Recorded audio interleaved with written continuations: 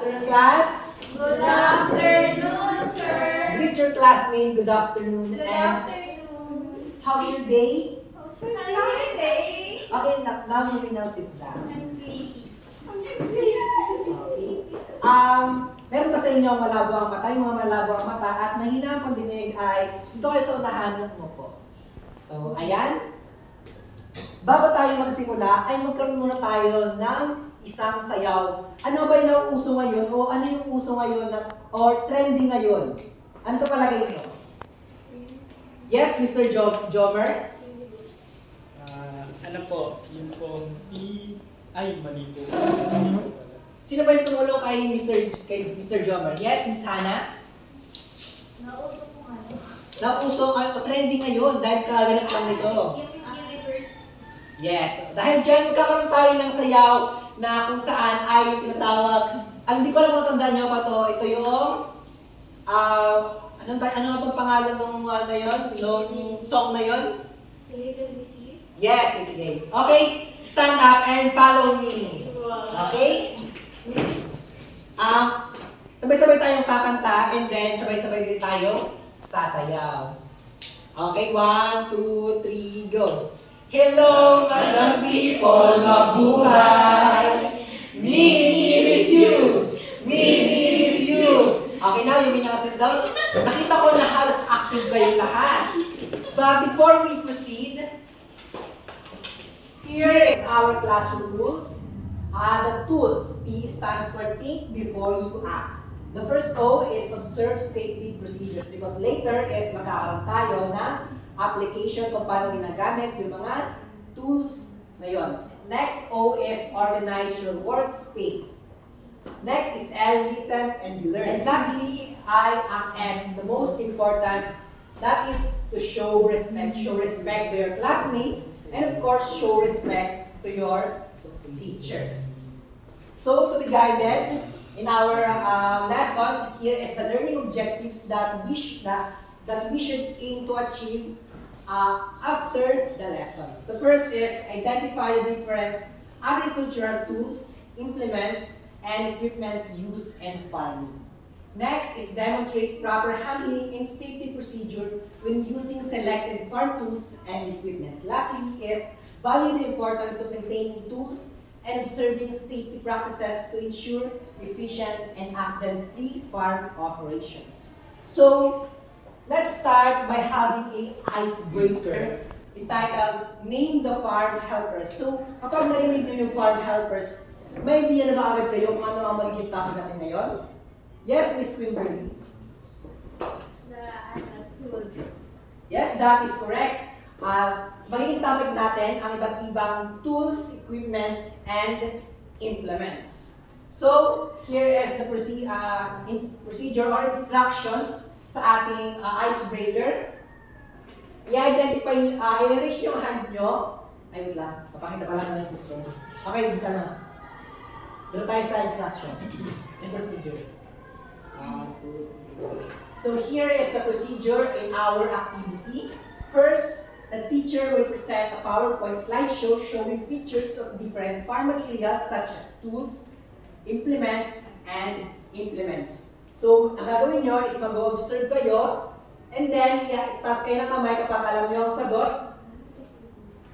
And then, nagkasagot lang kayo kung ito ay tools, implements, or equipment. So, here is the first picture. Sino ang may alam kung ano yan?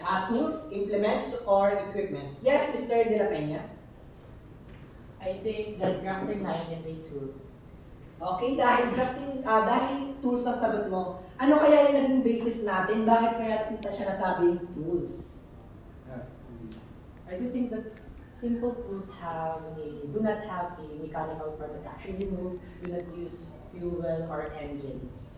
That is very good. So, ang tools ay hindi gumagamit ng mga mechanical or technology na kung saan ay pinapaandar to. Dahil ito example na to is hand tools, na kung saan is tayo mismo ang gumagalaw,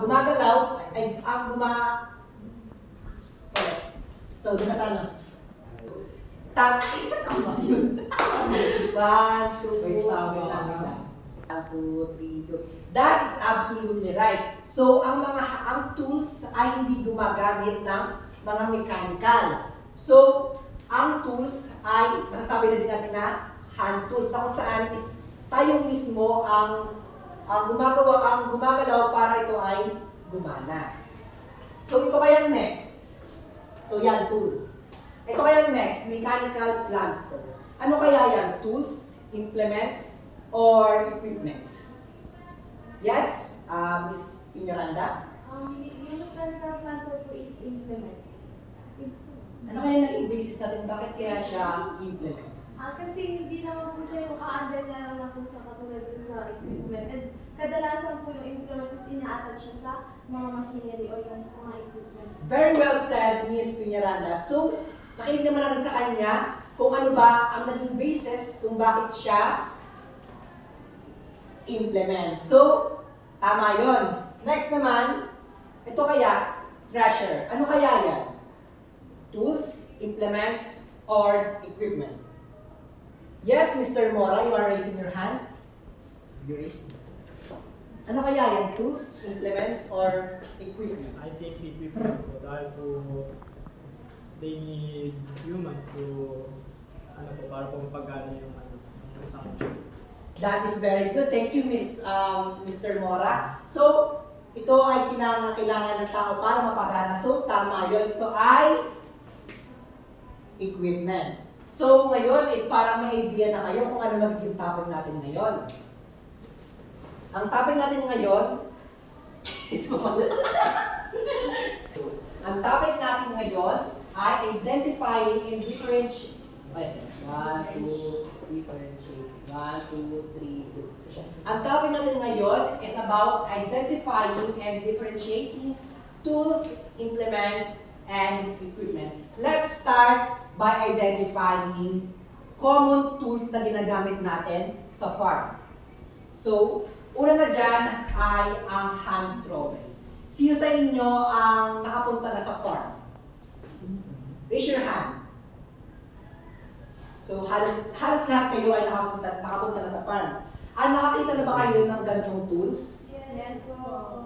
So, nakagamit na rin ba kayo ng ganyan tools? Yes. So, Miss Julion, can you demonstrate how to use hand trowel? You can come here and demonstrate. So, if ever po may lupa tayo sa ating area, is ganito lang siya. Pinapasahan. So, Pinaganon. thank you, Miss Julion. So, nakita kanina ni Miss Julion kung paano ginagamit ang hand trowel. And tama yung sinabi niya. Ginagamit ang hand trowel to dig soil. And also, in using a hand trowel, we should also apply precautionary measures and safety procedures. So, ano dapat natin gawin kapag tatapos ng gamitin ng hand trowel? Yes, Miss Hannah? Ilisin po natin, tagkalin natin yung gamitin sa yung maiwang puti para pag ginamit po natin is malinis po. Thank you, Miss Hannah. That is correct. Pagkatapos ng gamitin, ay lilinisan natin at ilalagay natin sa storage area.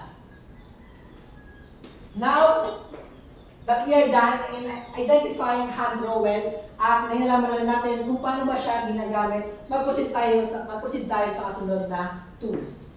Ang grafting knife. Nakakita na ba kayo ng grafting knife? Yes. Nakapag-try na ba kayo kung paano ito gamitin? Yes. Mr. De La Peña, can you demonstrate kung paano ba ginagamit ang grafting knife? So, ito example ng grafting knife. So, ngayon, i-demonstrate sa atin ni Mr. De La Peña kung paano ba dapat gamitin ang grafting knife at ano ba yung dapat precautionary measure and safety procedure kapag gumagamit tayo ng grafting knife. So, yung pinakam here, Mr. De La Peña. So, like what Mr. Felicito have said earlier, you should apply precautionary things, like those kind of things. So you have to, do this kind of thing. And usually grafting knife is used in grafting or the asexual method of planting. So, for example, this is the stem. You have to have a clean cut here and put the, what do you call this kind of thing? The attached stems for you to grow a plant, essentially. That is very good demonstration, Mr. De La Peña, but we should not use our hand as an example. Kasi baka mamaya is mapatuloy dun sa braso natin and dumugo. Pero tama ang kanyang demonstration. Ganoon ang paggamit ng grafting knife. So it is used for making clean cuts in the stem. Kasi kapag gumamit lang tayo ng ibang materials is hindi natin masusure kung magiging successful ba yung grafting na gagawin natin. Ngayon, naiintindihan ba kung paano gamitin ang grafting knife? Yes. Hindi naman. Next is pruning shears. Kanina, pinag-usapan natin yung grafting knife kung paano gamitin. Kaya naman ay ang pruning shears. Nakakita na ba kayo ng pruning shears? Yes. At nakagamit na rin ba kayo nito? Yes. Saan kayo ito kalimitan na ginagamit? Trimming branches. Yes, that is very good, Mr. De La Peña. Pruning shears is used to trimming branches. Miss Quinverly, can you demonstrate how to use pruning shears? So here is an example of pruning shears. Like for example, na ito yung puno, kakat lang natin siya sa spoon. Okay, thank you, Miss Quinverly. So sa pruning shears, ginagamit din natin ito pagpuputol ng mga small branches kung saan is parang maging clean yung pagkakaputol ng mga branch ng isang halaman or puno. Next naman ay ang spade or shovel. So nakakita na ba kayo nito? Saan nito kalimitan nakikita? Yes, sa farm. Ano saan pa? So, ganito na, parang yung mga ganyan, nakakita rin ito tayo dun sa mga like lukaran. Alam niyo ba kung ano yung lukaran? Yes. So, sa palagay yung sa ito ginagamit, para ito ginagamit sa lukaran, kinangahan to. Scoop coconut. Yes, that is very good, Mr. De La Peña. Ginagamit din itong shovel sa pag-scoop dun sa mga coconut. And then, here an example of shovel. So, meron mga two types of shovel. Merong pointed at meron din naman tayo square or flat. So, paano ba ito ginagamit? O saan ba ito ginagamit? So, ginagamit ito kalimitan sa farm. Like for example, who would like to demonstrate? Mr. De La Peña, Mr. Ruales. Can you demonstrate kung paano ito ginagamit? Like for example, meron yung soil. Paano kaya natin hukayin? Game 1, 2, 3, go! Mr. Morak, can you demonstrate how to use the shovel when it comes in farming?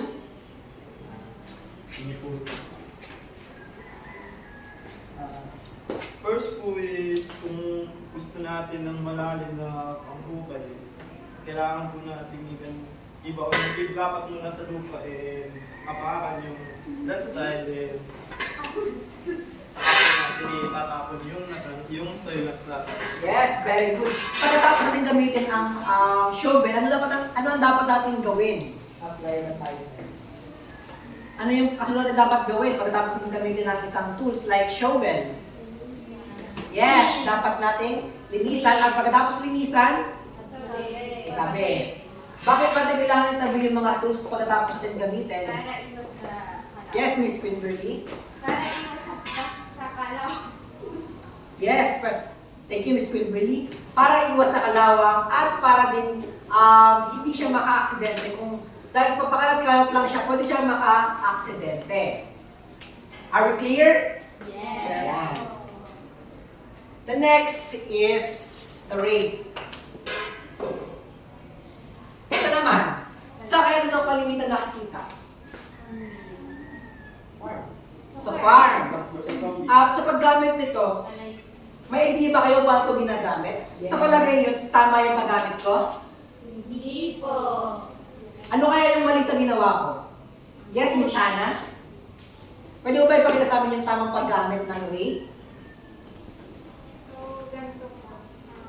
Gagatuin niyo po yung dapat yung kung mag-aaral po kayo, dapat is hindi po dun sa mabato kasi baka tumalsik po sa mata niyo. So, ganito po dapat. Yes.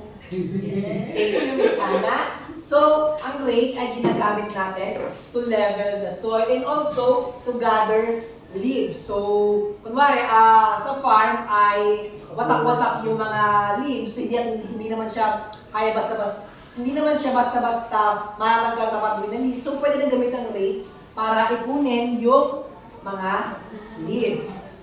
So, pagkatapos natin gamitin ng rake, ano dapat gawin ulit? Linisan at itabi para hindi maka-aksidente. That is very good.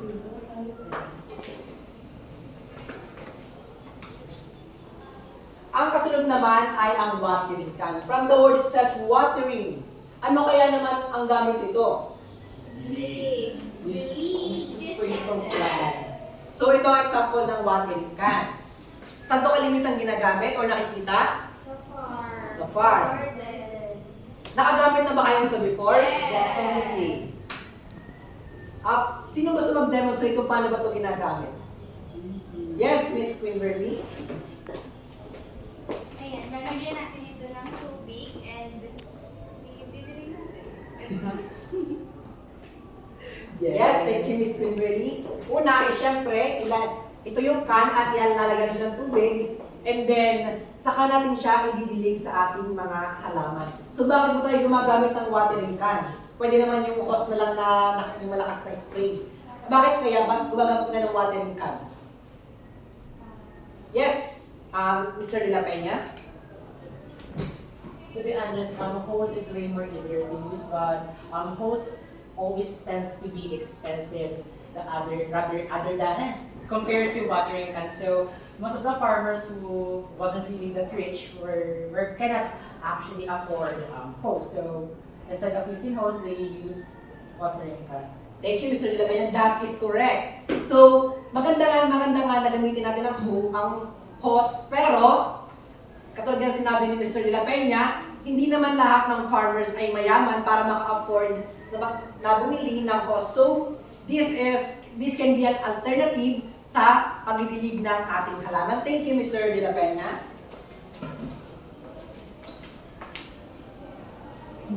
So, ilan lang yon sa mga common agricultural tools na ginagamit natin in the farm. So, tandaan natin kapag gumagamit tayo ng mga tools na ito, ay siguraduhin natin pagkatapos gamitin ay linisan at ilagay sa tamang lagayan upang hindi disgrasya. So, thank you very much. Good afternoon, everyone. So, for the continuation of our topic, I will discuss the common agriculture implements. So, what are the agricultural implements? So, agricultural implements, these are the devices that attach to animal or machines to perform specific farm operations such as plowing, harrowing, or planting. So, ito yung way ng paggamit natin ng mga equipment sa tulong ng isang hayop or isang machine. So, ang una nating implement ay hand seeder. So, what do you think is the helper for this device? Miss Queen? Nakakatulong sa pagpapabilis ng pagtatanim. Yeah. Bukod sa nakakatulong ito sa pagpapabilis ng pagtatanim natin ay ano ang nagkukontrol dito? Ayan, tama. Tao. So, kaya nga siya tinawag na hand seeder is wala tayong actual na So, gamit ang ating kamay, mas mapapadali natin yung pagtatanim. Ano nga ba ang traditional na pagtatanim natin? Di ba? Turok-turok lang. Yan. So, dito sa device na to, mas mapapadali hindi ka nayuyuko. Yan. Ang next natin, sprayer or manual backpack tie. Sprayer. Ang sprayer naman is parang automated na nito. Anong tawag dito? Watering can. Water sprinkler. Yan. So, ang sprayer is nakakatulong sa atin or ginagamit natin para mas mabilis yung pag-spray natin sa mga halaman natin na hindi tayo napapagod na magakot ng tubig. The next one is harrow. So, ano yan? Nakakita na ba kayo niya sa personal? Harrow. Yes. Hindi ito yung actual na picture ng harrow kasi ang harrow is pero may hand harrow. Meron ding animal ang naghihila sa harrow. Ano ang tawag doon? Araro. Araro. Harrow. Araro.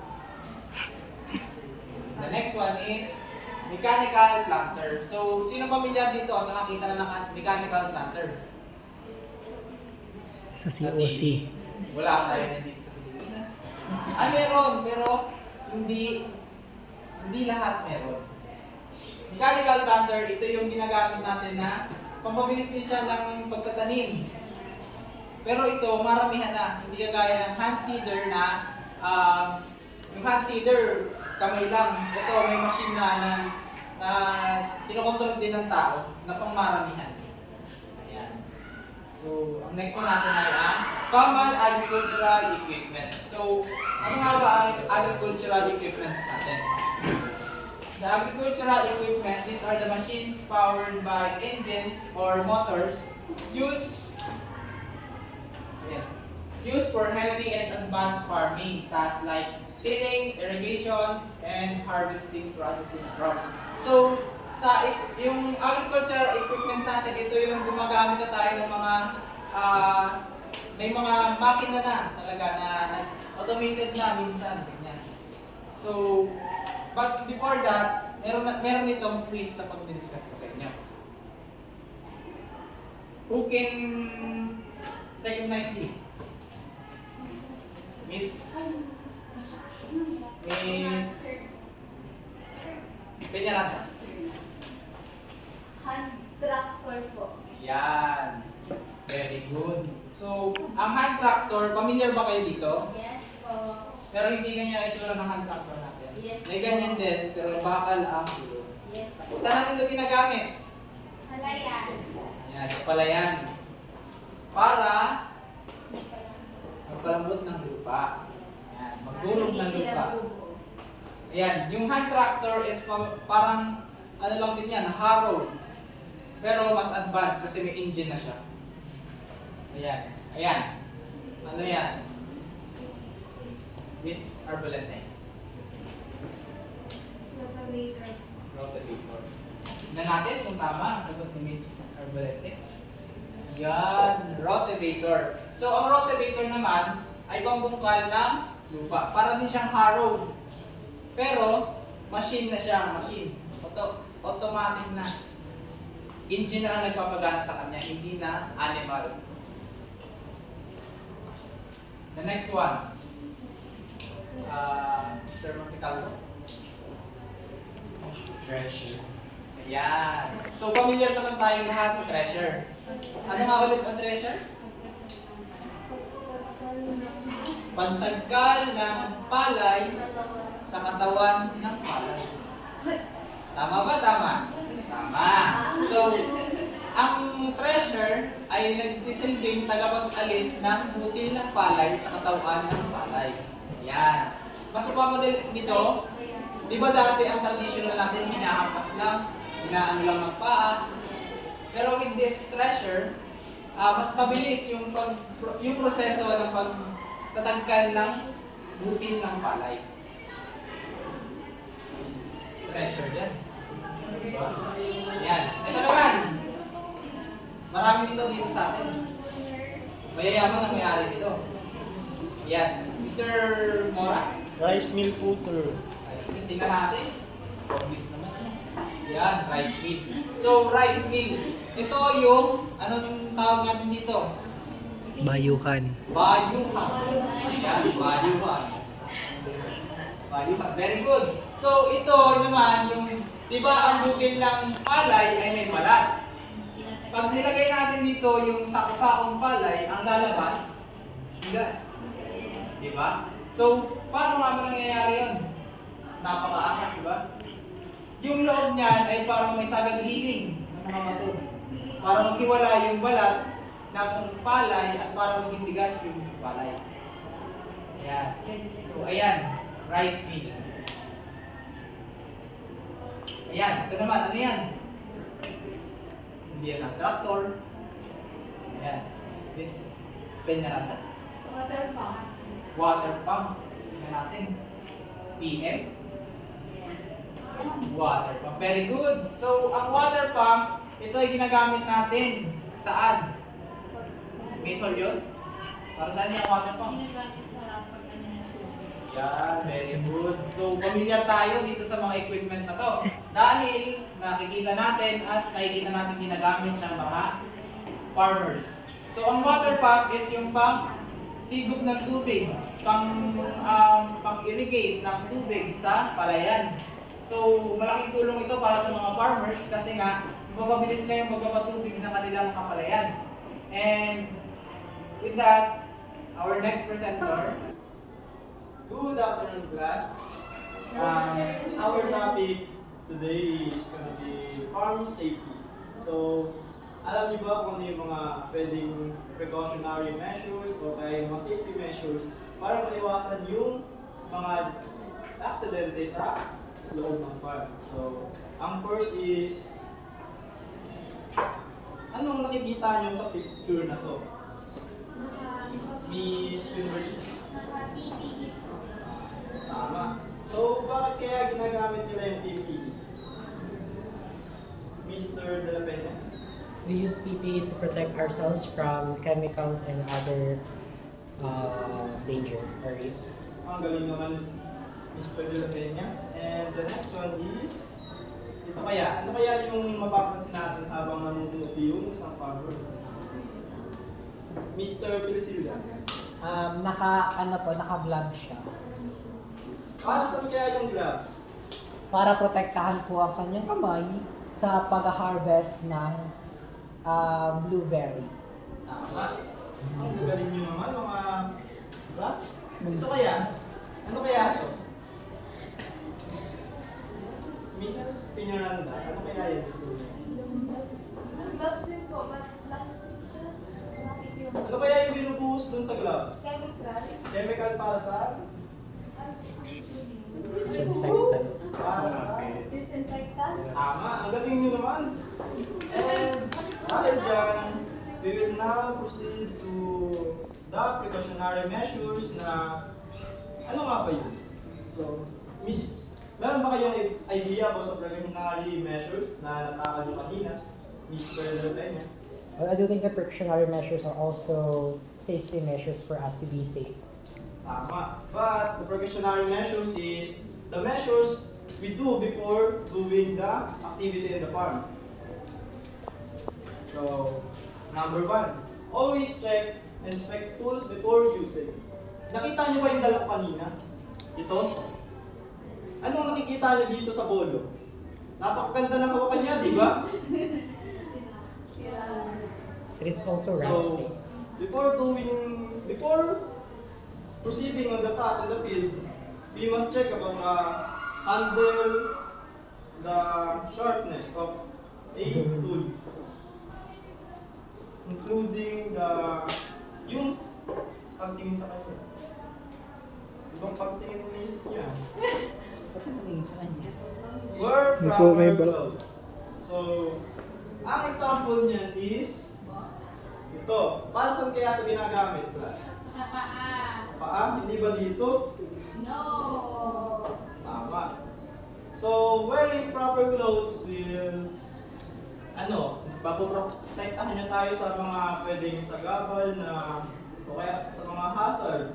Kung meron bang mga animal na pwede tayong tuklawin katulad ng ahas, o kaya ng mga pang-spray na ginagamit natin sa pesticide, yung goggles, pwede natin siyang masuot. So, clear working area. Bakit kaya natin kailangan muna i-clear yung mga working area bago tayo mag-proceed sa task? I-screen. Like for example, nadamo yung area, tapos bigla ka agad nagtanim. Ang mangyayari doon is makukonsume ng damo yung nutrients na dapat ay sa harap. And also, Galing naman, Miss Magkakaroon din ng yung mga ahas, may nagkakatabi ng ahas. Galing naman. Do you still have an idea, Mr. David? Aside from what have Ms. Kimberly have said, by clearing the working area, we can also assure our safety because there are some working area that has a lot of hazards that could actually harm us. For example, there are what do you call this? Broken glass in the floor. So we should clear this working area for us to be safe and for us to avoid being wounded by those sharp edges of broken glasses. Ang galing naman yun. Dito natin siya ng palakpak. So, tama, before proceeding on the task, dapat pinigil natin yung mga area para kung sakali mang may bato, mga iba-ibang bagay, bubog, hindi tayo masugatan. Use the right tool for the task. So, ano nakikita nyo dito? Martilyo, pako. Tama. Eh kung ito kaya gamitin ko sa pako, lulubog kaya yun? No po! Prevented. Pwede siyang lumubog, pero ano mangyayari dito? Masisira! Prevented. Yugatin nyo naman. Thank you, sir. So, ang next is store tools properly after use. So, bakit kaya yung ginagawa may install yun? Ginagawa ko na i-store natin yung mga tools natin sa isang storage para if ever na yung mga tools natin ay nandiyan lang sa tabi is maaari siyang mag-cause ng accident if yung isang child is nadagil niya or nadasig niya yung isang equipment is maaari sugatan siya. Kaya that's why we need to store the tools in our storage box.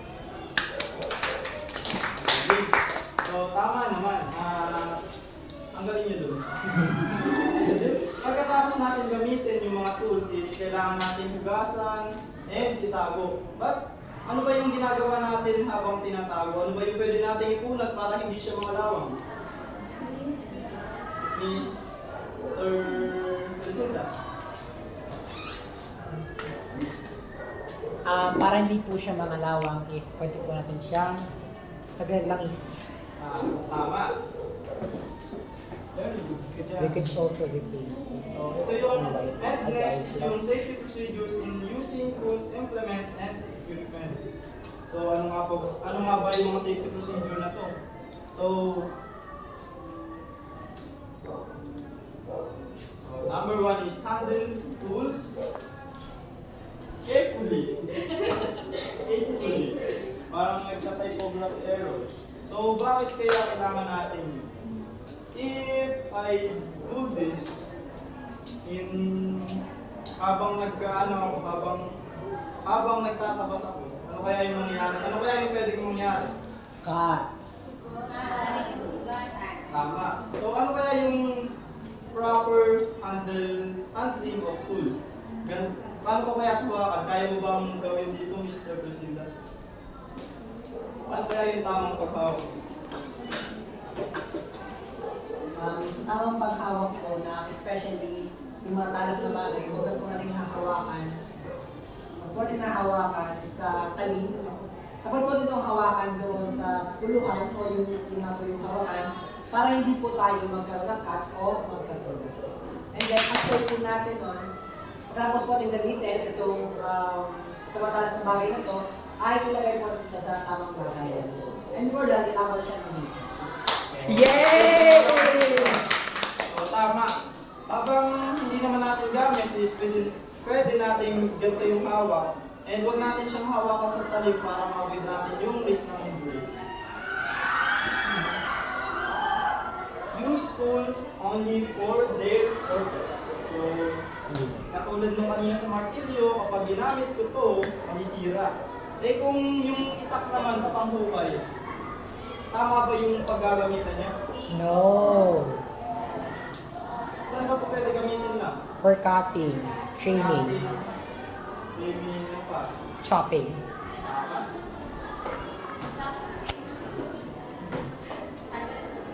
So, next is maintain proper posture. Ano yung nakikita niyo dito sa babae sa picture?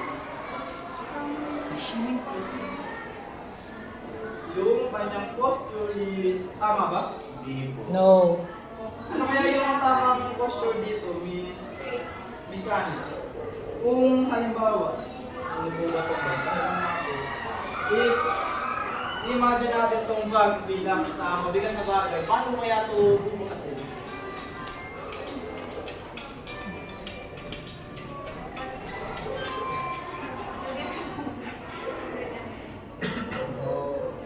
Medyo, meron bang may kayang gumawa nun? Ng tamang Mr. Arnold?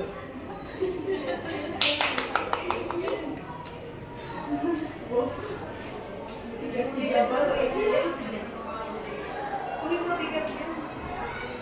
Mabigat siya. Ulit. pwede, pero ang tamang posture is, halimbawa, mabigat yung bagay. Dapat yung ating knees nakabend ng ganito.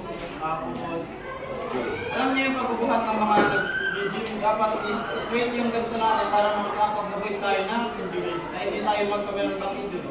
Ganito. Ayun.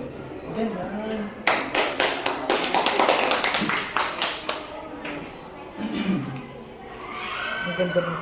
Be alert when using sharp tools. So, bakit nga ba? You tell me. So, kailangan natin maging alert kasi nga matatalas yung mga katulad ng bolo. And if hindi tayo masyadong alert, is pwede tayong bigla na lang may masugat, bigla na lang tayo mataga o ano. And merong ibang accident na nangyari na unconscious nilang susugatan yung kanilang sarili. And clean tools after use. So, ayun yung sabi nyo kanina na kailangan linisin yung tools pagkagamit dahil Aling aksidente. baka mag-aksidente and magkameron ng sira. So, ganyan itong mga people na to. Yan yung kaninang ginamit ko natin. Wait. Nakita nyo na?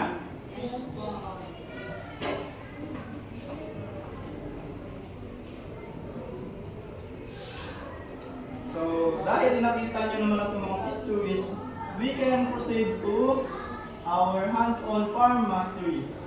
You will be grouped into two groups. This is group 1 and group 2. So, group 1 will pick the representative and kung ano yung gusto nyong piliin dito sa mga tools na ito. Huwag itong matatalas. Mr. President.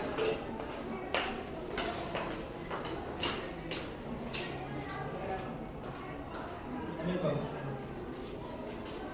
Group 2. Ano yung gusto?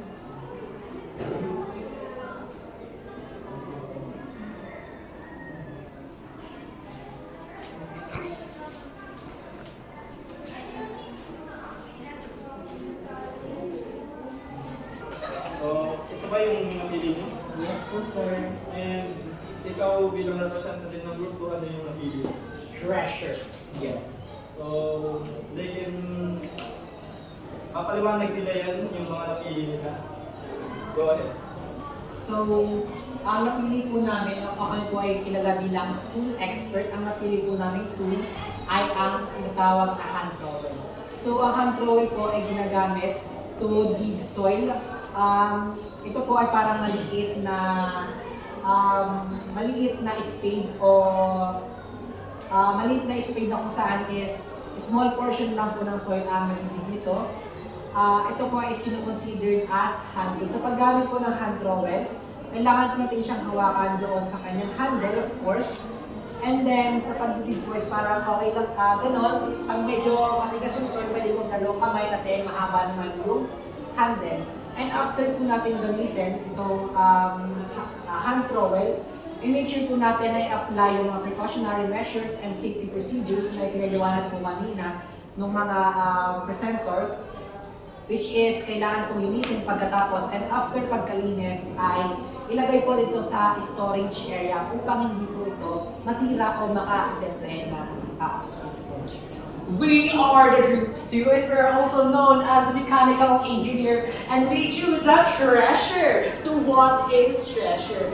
Thresher is also known as like a mechanical mortar and pestle for rice. So it removes the peeling, the peel of rice from its meat. So it makes our life easier when we are a farmer because thresher makes our life easier because it easily removes the pulp of the rice from its meat. That's all and thank you everyone. So, ang gagawin ba? Let's give them, perfect, ang galing lang. Perfect ano. 1, 2, 3, 1, 2, 3. Ang galing. Okay naman. 1, 2, 3.